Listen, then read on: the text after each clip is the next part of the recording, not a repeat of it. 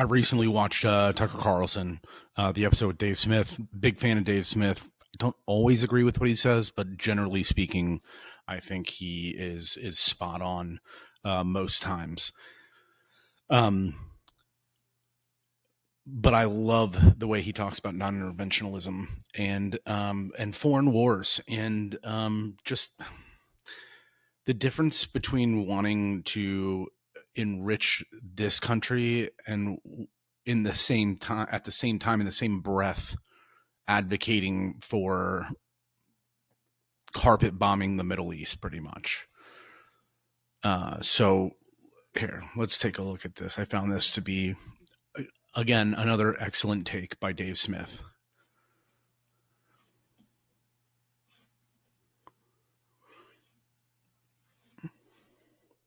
This I don't care who it is. I was on Lex Friedman's podcast pretty recently. That guy's a good interviewer. Actually. He's great. He's a great interviewer. Everyone makes fun of Lex Friedman. I made fun of Lex Friedman probably, or I heard other people do it. I didn't say anything. And then I was interviewed by Lex Friedman. I was like, this guy's weirdly good at this. Yeah, like, it's always really good. It's easy for people to look at it and think they could do it too. It's a skill to interview somebody, and he is excellent. Look what he gets. Did he get good? I haven't seen it. Did he get good stuff? Oh, it was great. And he was asking me, like, he started really getting into the detail of like what I believe a just war is and what an immoral war is and why is that. And the example I used, which I think like I know you because I've heard you talk about this stuff too. I think you'll agree with me.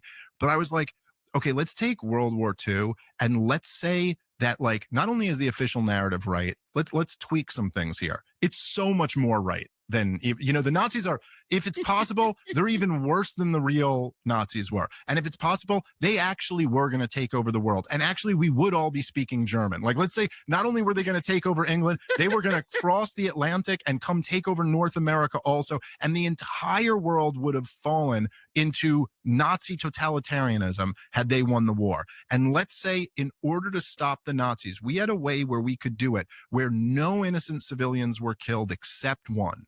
We could literally we could take out the Nazis, save the entire world from totalitarianism. By the way, in this model, there's no Joseph Stalin. Joseph Stalin's a great guy, and the Soviets are a free country. There's no moral questions about who we're working with. Just all of it. All we had to do was we could take out the Nazis by dropping this one super bomb, but one 6-year-old girl would be killed. Okay? So I've made it the most clear-cut war in human history. In that scenario, I guess you'd go, look, we have to do this. We have no choice. The whole world will fall to totalitarianism, or the whole world can be saved, and one 6-year-old girl is going to get killed. Okay, I can understand being like, we're making an impossible decision. We have to do this.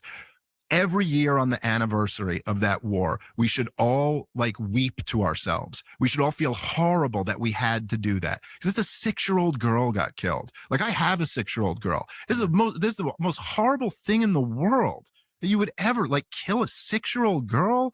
I mean, my God, I would set the whole world on fire to stop someone from doing anything to my little girl.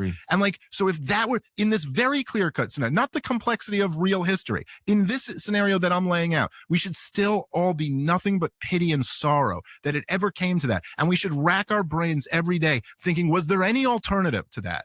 Was there any way that we could have done that without this little girl getting killed? And like, people could say that's kind of like pie in the sky or hippie-ish or whatever, but at the very least, dude, when you're talking about like inflicting this level of human suffering on people, like the onus is always on the people who are advocating for it to absolutely prove beyond the shadow of a doubt that there's no other option, that we've exhausted everything else we could do. It has to be this. And if you come to the conclusion it has to be this, you should still be really sad and somber about it. This spiking the football stuff, having a Bob Hope special after a war, the stuff that America. Anyway, you get the point. The onus is always on the people who are advocating for these wars, which every neocon, every war hawk, it could be left, right. It doesn't really matter, especially when you're talking about Israel killing women and children. Again, I think the people do have a right to exist, the people. But like he said, it gets old when we spike the football after we do something like that. Or, you saw in the signal chat when they were talking about They blew up an apartment complex to get one guy. Tell me what you think in the comments, because I completely agree with Dave Smith here.